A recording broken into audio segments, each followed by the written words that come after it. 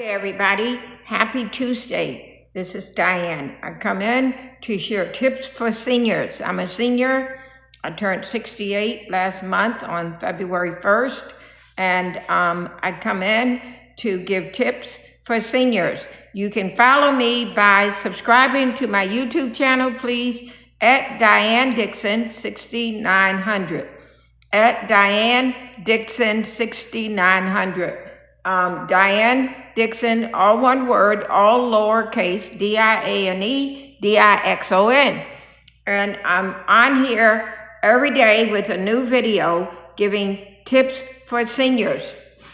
Seniors, when you get only your Social Security, or even if you have your husband, wife who gets it too, and that's your income combined, or you're on it by yourself like I am, you know your money is not a lot, right? So we have to be smart when we go to the grocery store, and we don't want to be going just flying by the seat of our pants, taking hold of the grocery cart and just picking up this and that, and just get home and say, what the heck did I buy?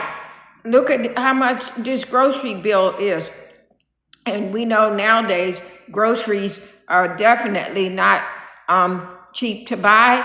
Even if you go and you have an Aldi's in your area to shop at, that I found the most lowest price grocery store to shop at. And you don't have literally no money to waste, right? And so what you do is you go with a list. You look around your kitchen, you look and see what you're low on, what you have run out of, and you only stick to that list, buying only items that you need, that you know you will use, okay? We don't have time to be, or money to be buying stuff that we're not going to use, that is going to be wasteful, even if it's on sale.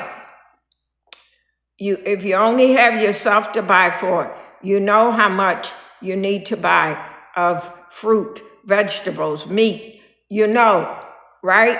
And if you have you and your mate, you and your wife or husband, you know how much it will take for two people, right? And when you're doing fresh fruit, fresh vegetables, you need to be really careful that you're only buying as much as you're going to use before that stuff spoils. Because those grocery stores count on us for return visits so that they can stay in business and keep pulling in all that money.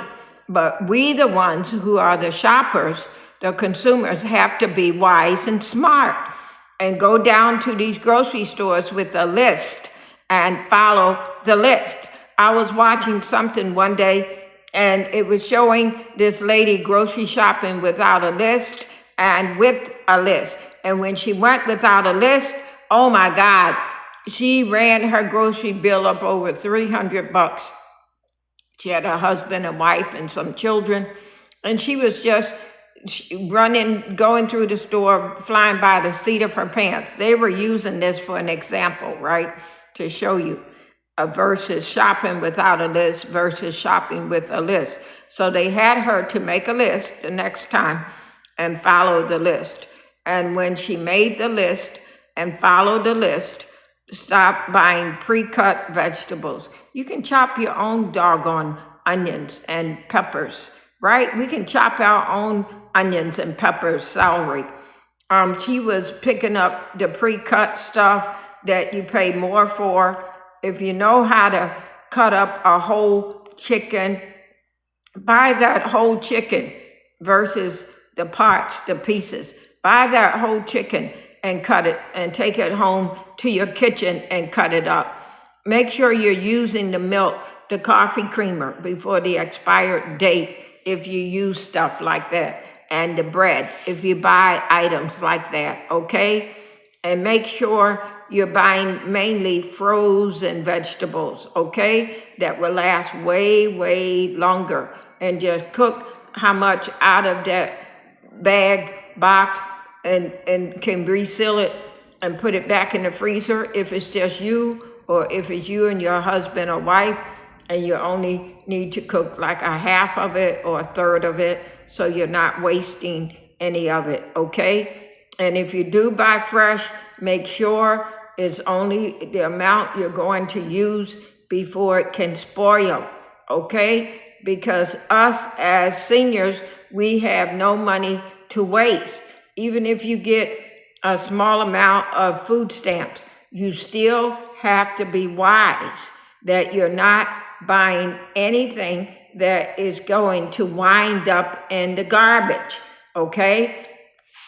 I hate waste. I absolutely hate it because, see, my parents came up at the end of Depression, and they told, my oldest sister told me stories of the very, very hard, rough time they had of it, where they would be almost out of food.